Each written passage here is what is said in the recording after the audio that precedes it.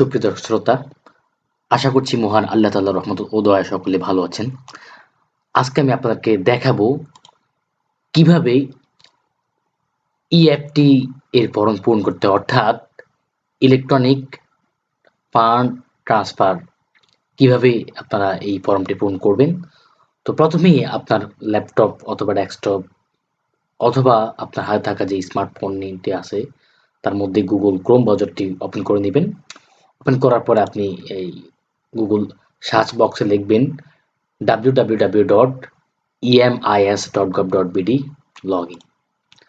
এখানে ক্লিক করার পরেই EMIS এর যেই ওয়েবসাইটের যেই মূল পেজটাই এখানে আপনাকে শো করবে, তো আপনি এখানে ক্লিক করবেন। আপনি এখানে ক্লিক করার পরেই ব্রাউজিং হবে।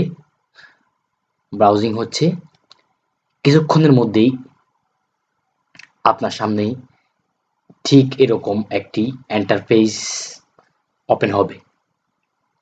ইন্টারফেসটি ওপেন হওয়ার পর আপনি এখানে আপনার যে প্রতিষ্ঠানের যেই লগইন আইডি এবং পাসওয়ার্ড রয়েছে আপনি তা দিয়ে দিবেন।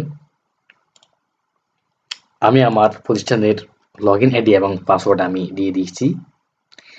দিয়ে দেওয়ার পরে পরবর্তী যে নেক্সট যে ইন্টারফেস সেটি এভাবে শো করবে। তাতে লেখা থাকবে এমপিও, মান্থলি পে অর্ডার, তারপরে IMS, institution management system, HRM. এই তিনটে অপশনের মধ্যে আপনি যেই রেড কালারের যেই এমপিও মান্থলি পে অর্ডার আছে আপনি এখানে ক্লিক করবেন। আপনি এখানে ক্লিক করার পরেই দেখতে পারবেন পরবর্তী যেই নেক্সট ইন্টারফেস আছে তা আপনার সামনে শো করবে। শো করার পর আপনি নতুন একটি সিস্টেম দেখতে পাবেন, যে তা হচ্ছে ইএফটি ইনফরমেশন আপডেট ইনবক্স, অর্থাৎ ইলেকট্রনিক ফান্ড ট্রান্সফার ইনফরমেশন। যে মাধ্যমিক ও উচ্চশিক্ষা অধিদপ্তর থেকে যেই আপনাকে যে ইএফটির ফর্ম পূরণ করতে বলা হয়েছে তা আপনি এর মাধ্যমে পাবেন।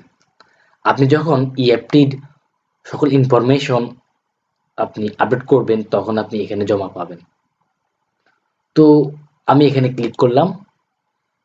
ক্লিক করার পরে ব্রাউজিং হবে। এই ব্রাউজিং হওয়ার পরেই আপনি এখানে একটা স্ক্যান কপি আছে, আপনি এখানে স্ক্যান কপিটি করবেন। আপনার প্রতিষ্ঠানের যেই তথ্যটা আছে আপনি এখানে দিবেন। তো এখানে আপনি এখানে স্ক্যান করার পরে আপনার এখানে একটা আপনার প্রতিষ্ঠানের ইন নাম্বার এবং এমপিও কোড, তারপরে এগুলো সব চলে আসবে। এখন আপনি দেখতে পাচ্ছেন যে এখানে একটা টিক চিহ্ন আছে। টিক চিহ্ন দেওয়ার পর আপনার এরকম ভাবে আপনার প্রতিষ্ঠানের এই সকল টিচারদের একটা লিস্ট চলে আসবে।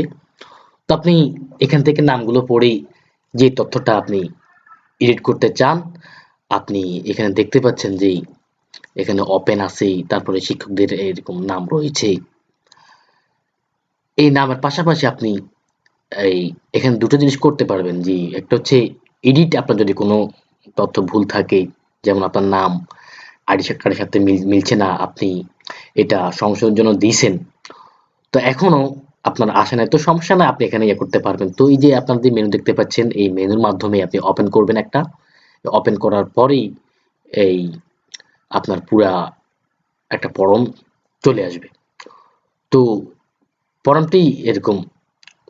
আপনারা এখানে যে প্রজ্ঞাপন আছে আপনারা হতাশ হবেন না। এই প্রজ্ঞাপনের মাধ্যমে দেখতে পাচ্ছেন যে শিক্ষক কর্মচারীদের ব্যাংক হিসাব নম্বর, অনলাইন ব্যাংক হিসাব নম্বর 13 থেকে 17 ডিজিট। যাদের 13 থেকে 17 ডিজিটের নাই তারা ওই সংশ্লিষ্ট ব্যাংকে গিয়ে আপনারা 13 থেকে 17 ডিজিট করে নেবেন, অর্থাৎ অনলাইন অ্যাকাউন্ট করে নেবেন। আর এই ইএফটি এর ফর্ম পূরণের জন্য সবচেয়ে গুরুত্বপূর্ণ যে বিষয়টা তা হচ্ছে ব্যাংক অ্যাকাউন্ট। এটা যদি আপনি ভুল দেন বা কোনোভাবেই ভুল হয় তাহলেই আপনার ব্যাংকে টাকা আসবে না। এছাড়া আর কোনো সমস্যা নাই। অত্যন্ত সুন্দর একটা সিস্টেম। তো আপনি এখানে ওপেনে ক্লিক করবেন। ওপেনে ক্লিক করার পরে আপনার ইএফটি যেই মূল ফর্মটা আছে তা কিন্তু চলে আসছে। তো এই ইএফটির যে মূল ফর্মটা এখানে একের ফর্ম থেকে শেষ পর্যন্ত তারা যে তথ্যগুলো চাচ্ছে আপনি সেই তথ্যগুলো এরকম দিয়ে দিবেন। তো এই তথ্যগুলো আরো একটা সুখবর হচ্ছে যে এখানে যে আপনারা দুই পাশে যেই দুইটা অপশন দেখতে পাচ্ছেন, একটা ডান সাইড একটা বাম সাইড। আপনি এই বাম সাইডে যে তথ্যগুলো আছে এগুলো আপনারা আহ, আহ, পূর্বে যে তথ্যগুলো আছে ওই তথ্যগুলো এখানে, যদি আপনি কোনো কিছু সংশোধন করতে চান, যেমন আপনি সংশোধনের জন্য দিয়েছেন এখনো আসে নাই, তা আপনি এই ডান পাশেই যে অপশনগুলো আছে এখানে আপনি ইয়ে করতে পারেন। তো প্রিয় দর্শক শ্রোতা, যদি ভিডিওটি অবশ্যই ভালো লাগে তো আপনারা অবশ্যই আমাকে কমেন্ট করে জানাবেন এবং আমার চ্যানেলটি সাবস্ক্রাইব করবেন। পরবর্তীতে কিভাবে এই ইএফটির ফর্ম সঠিক নির্ভুলভাবে তথ্যগুলো এরকম আপনি পূরণ করে আপডেট দিবেন তা আমি পরবর্তীতে আরো একটি ভিডিও করে দেখাবো। আজ এই পর্যন্ত, ইনশাআল্লাহ দেখা হবে পরবর্তী ভিডিওতে। আসসালামু আলাইকুম ওয়া রাহমাতুল্লাহি ওয়া বারাকাতুহু। Thanks for watching. Please like, comment and share this video.